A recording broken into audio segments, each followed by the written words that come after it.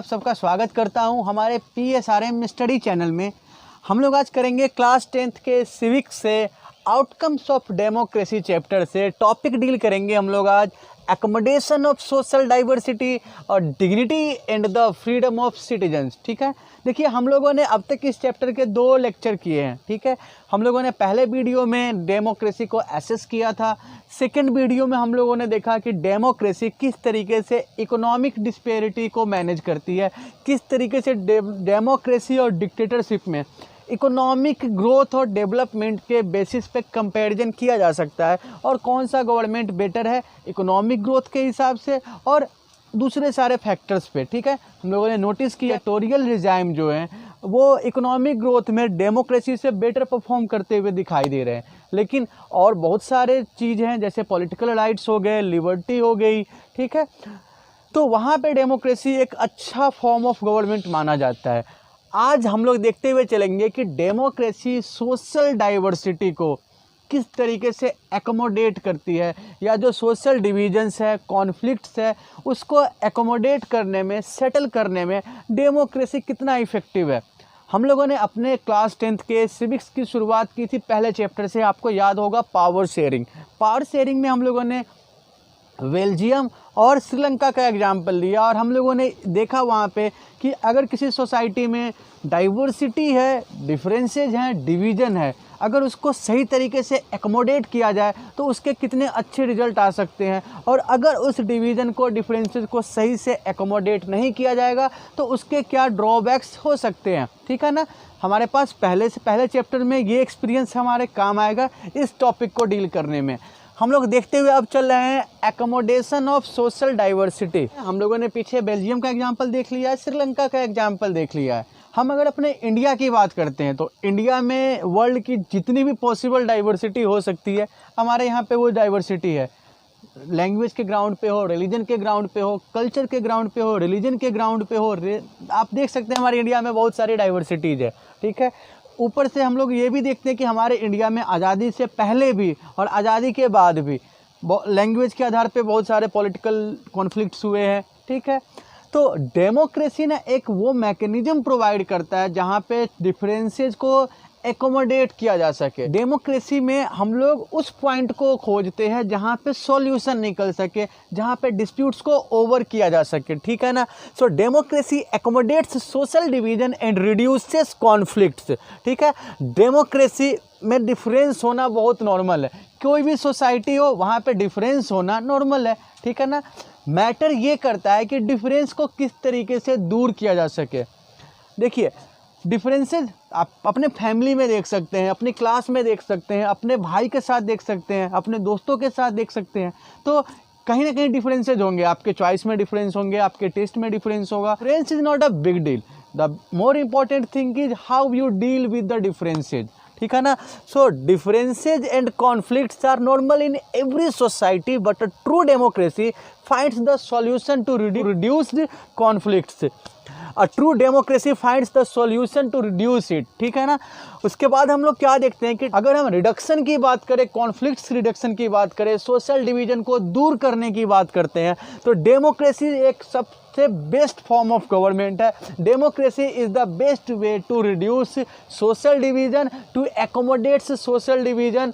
ठीक है, डेमोक्रेसी को ना देखिए कुछ कंडीशंस को फुलफिल करना होगा तभी वो मीनिंगफुल डेमोक्रेसी होगी, सही मायने में डेमोक्रेसी होगी। नॉर्मली जो हम लोगों का एजम्पशन है, हम लोग ये समझते हैं कि डेमोक्रेटिक गवर्नमेंट मेजॉरिटी की गवर्नमेंट होती है, जिस गवर्नमेंट के पास मेजॉरिटी है वो रूल कर रही है। So democratic government is not only government of majority but it functions a general view. Democratic government में ये नहीं होगा कि गवर्नमेंट सिर्फ मेजॉरिटी के व्यू को रिप्रेजेंट करे।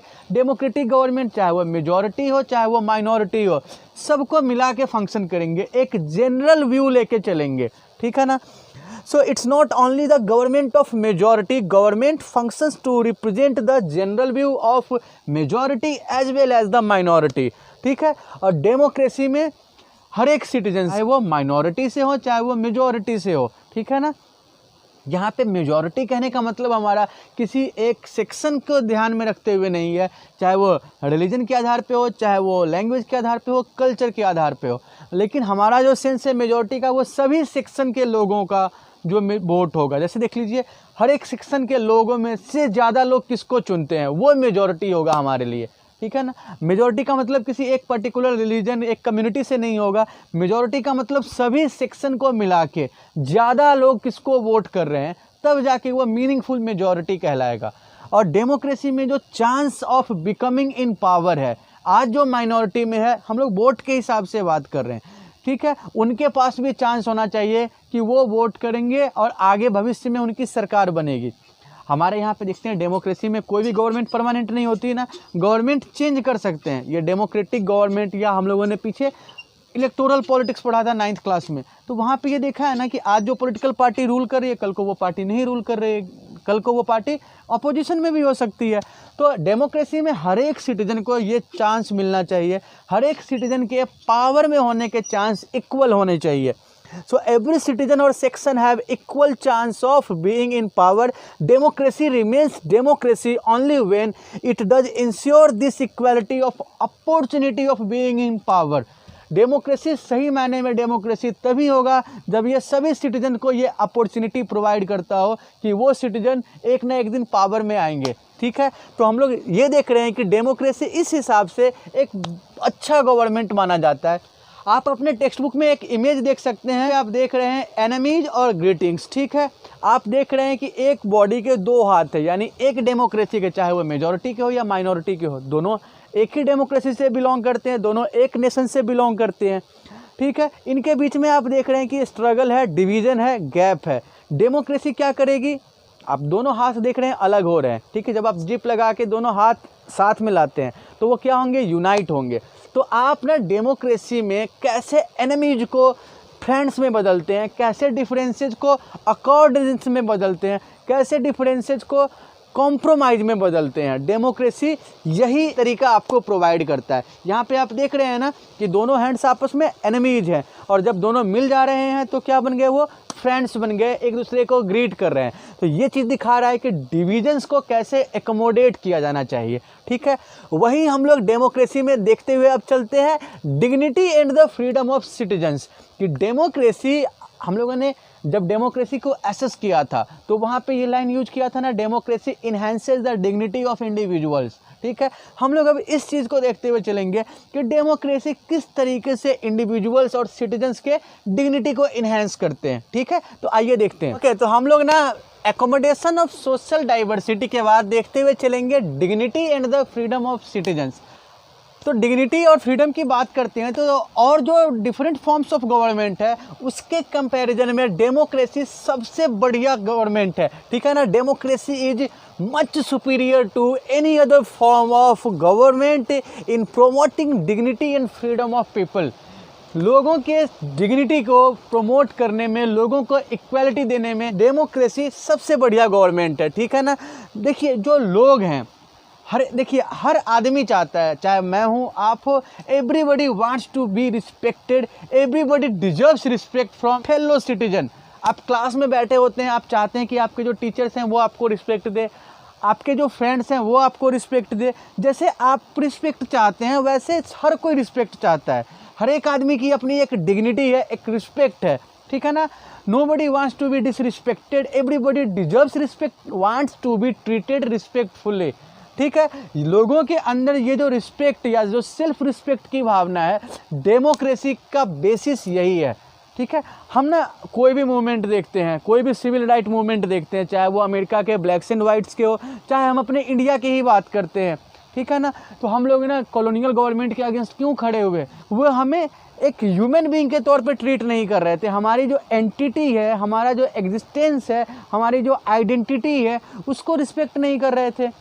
हम लोग बात करते हैं साउथ अफ्रीका में गांधी जी ने जो एंटी रेशियल मूवमेंट किया, ठीक है ना, ब्लैक्स एंड वाइट्स का जो मूवमेंट है वो कब किया गांधी जी ने, जब उनको रिस्पेक्ट नहीं मिला, जब उनको ट्रेन से फोर्सफुली उतार दिया गया, उनका सेंटीमेंट हर्ट हुआ।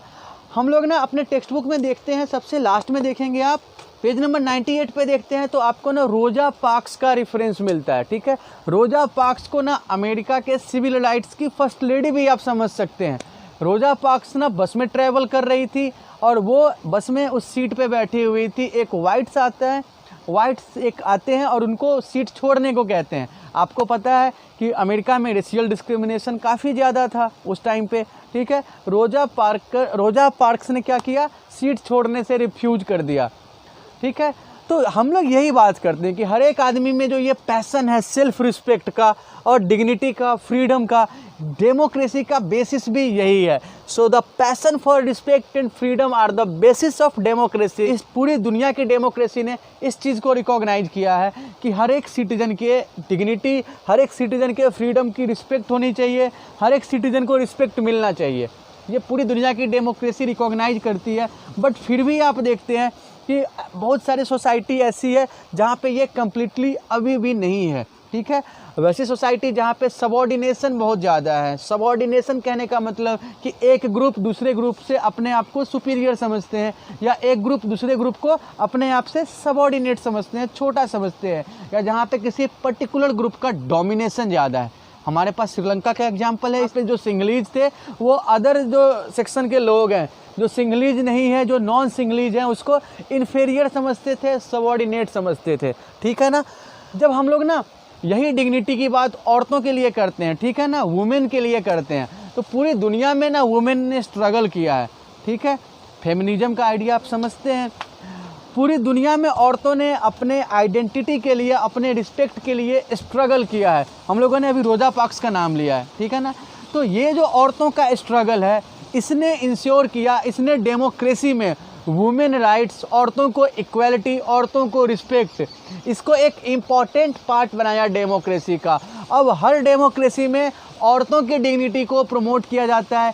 औरतों के लिए, वुमेन्स के लिए इक्वालिटी फॉर वुमेन्स जो है उसको प्रमोट किया जाता है। ठीक है ना, so when it comes about the dignity of women, we notice the struggles of women created sensitivity and made respect and rights to women an integral part of democracy। ठीक है, साथ ही साथ देखिए, हम लोग डिग्निटी की बात करें, चाहे वो वुमेन की हो, हमारे फेडरलिज्म में हम लोगों ने पढ़ा है। फेडरलिज्म में पढ़ाने की जो लोकल सेल्फ गवर्नमेंट है, वहाँ पे औरतों के लिए 1/3 रिजर्वेशन है। ठीक है, गवर्नमेंट की तरफ से जो अपॉर्चुनिटीज़ हैं, जॉब्स में हो, एजुकेशनल इंस्टीट्यूशन में हो, तो वुमेन के लिए रिजर्वेशन किया जाता है। गवर्नमेंट की तरफ से बहुत सारे स्कीम्स हैं जो वुमेन्स को प्रमोट करते हैं, उन्हें economic dependence, self dependency provide करने के लिए, उन्हें रोज़गार देने के लिए, उन्हें आत्मनिर्भर बनाने के लिए। वहीं हम लोग जब ये चीज़ देखते हैं, जो सोसाइटी के जो डिसएडवांटेज्ड सेक्शन है, जो मार्जिनलाइज्ड ग्रुप हैं, ठीक है ना, तो के लिए भी गवर्नमेंट ने क्या किया है, बहुत सारे प्रोविज़न किए हैं कि उन्हें इक्वालिटी मिले, चाहे वो एजुकेशन में हो, चाहे वो जॉब में हो, उनके लिए बहुत सारे स्पेशल प्रोविज़न किए गए हैं। उनके आइडेंटिटी को रिस्पेक्ट मिले, उसके लिए बहुत सारे लीगल प्रोविजंस हैं। SC ST इन सब के लिए अलग से हमारे यहाँ पे कानून बनाए गए हैं। सो डेमोक्रेसी में ये कोशिश की जाती है कि हर एक सिटीजन के डिग्निटी को रिस्पेक्ट किया जाए, हर एक सिटीजन के डिग्निटी को प्रमोट किया जा सके। ठीक है ना, सो डिग्निटी और फ्रीडम के हिसाब से डेमोक्रेसी सभी फॉर्म से, गवर्नमेंट के जितने भी फॉर्म्स है उसमें सबसे बढ़िया है। Democracy is the best form of government in terms of dignity and freedom of its citizens. ठीक है ना, तो हम लोगों ने इस चैप्टर में डेमोक्रेसी के जो आउटकम्स हैं, डेमोक्रेसी के जो डिजायर्ड रिजल्ट्स हैं, या जो डेमोक्रेसी से हमारी एक्सपेक्टेशन है, उसको हम लोगों ने समझा है। ठीक है, हम लोग ये देखते हुए चलते हैं कि डेमोक्रेसी ना, असेसमेंट की ही बात करते हैं तो डेमोक्रेसी का जो ये एग्जामिनेशन है वो कंटिन्यूअस है। डेमोक्रेसी को टाइम टू टाइम टेस्ट किया जाएगा, और ये जो डेमोक्रेसी का जो कंटिन्यूअस टेस्टिंग है, डेमोक्रेसी का जो कंटिन्यूअस असेसमेंट है, ये डेमोक्रेसी को और ज़्यादा मीनिंगफुल बनाती है। ओके, देखिए, लोग हमेशा ना गवर्नमेंट से बेटर की डिमांड करते हैं, लोग हमेशा चाहते हैं कि गवर्नमेंट बेटर करती रहे। ठीक है, और ये जो लोगों का बेटरमेंट का एक्सपेक्टेशन है, डेमोक्रेसी में जो भी गवर्नमेंट होती है वो ज़्यादा अच्छा काम करेंगे। डेमोक्रेसी का अल्टीमेट मोटिव तो यही है कि सिटीजन्स की भलाई हो, सिटीजन्स के वेलफेयर हो। ठीक है, so the expectation for betterment, ये डेमोक्रेसी को और बढ़िया बनाते हैं। उसके बाद आप ये समझते हैं कि डेमोक्रेसी ना लोगों को पॉलिटिकली अवेयर करती है। ठीक ठीक है। डेमोक्रेसी लोगों को पॉलिटिकली अवेयर करती है, लोगों को ये लगता है कि उनको जो वोटिंग राइट्स मिला है वो उनके लिए एक मौका है गवर्नमेंट के फंक्शन में पार्टिसिपेट करने का, अपने गवर्नमेंट को डिसाइड करने का, ठीक है। सो लोग अपने वोट की वैल्यू को समझते हैं। हम अपने टेक्स्ट बुक में देखते हैं पेज नंबर 98 पे ही, तो यहाँ पे ना आप पिक्चर में देख सकते हैं, belief in the efficacy of vote is placed above the calculus of utility. हम लोग देखते हुए चलेंगे, यहाँ पे साउथ एशिया है, बांग्लादेश, नेपाल, पाकिस्तान और श्रीलंका। यहाँ पे हम लोग देखते हैं कि पॉपुलेशन के कितने % लोगों को लगता है कि उनका जो वोटिंग राइट्स है, उनका जो इंडिविजुअल वोट है वो मायने रखता है, उसकी वैल्यू है। तो हम अपने इंडिया की बात करते हैं सबसे पहले, तो हमारे इंडिया में 67% लोगों को ये लगता है कि उनके वोट्स की वैल्यू है, उनका वोट वैल्यूएबल है, ठीक है ना। तो अगर लोगों, जो भी वोटर्स हैं, जो भी सिटीजन्स हैं, उनको डेमोक्रेसी में बिलीव होगा, अगर वो अपने वोटिंग राइट्स की इज्जत करते हैं, रिस्पेक्ट करते हैं, तो इसका मतलब है कि वो डेमोक्रेसी में पार्टिसिपेट करते हैं, डेमोक्रेसी में उन्हें यकीन है, ठीक है ना। सो लोगों का जो पॉपुलर पार्टिसिपेशन है, ये डेमोक्रेसी को और फॉर्म से बेटर बनाती है, ठीक है। सो डेमोक्रेसी को हम ऐसे भी जज कर सकते हैं कि डेमोक्रेसी एक ऐसा फॉर्म ऑफ गवर्नमेंट है जिसमें लोग सबसे ज़्यादा बिलीव करते हैं, लोगों का सबसे ज़्यादा भरोसा होता है, ठीक है, क्योंकि ये लोगों की अपनी सरकार है, लोग यहाँ पे सरकार बनाते हैं। तो आज के टॉपिक को मैं उम्मीद करता हूँ कि अब आप अच्छे से समझ चुके होंगे। अगर फिर भी कोई प्रॉब्लम होती है तो आप स्क्रीन पे फ्लैश हो रहे व्हाट्सएप नंबर पे अपने प्रॉब्लम शेयर कर सकते हैं। साथ ही साथ कमेंट बॉक्स में भी आप सजेशन और प्रॉब्लम शेयर कर सकते हैं। और अगर आपको ये वीडियो पसंद आया तो आप प्लीज़ हमारे चैनल को लाइक और सब्सक्राइब करेंगे। Thank you.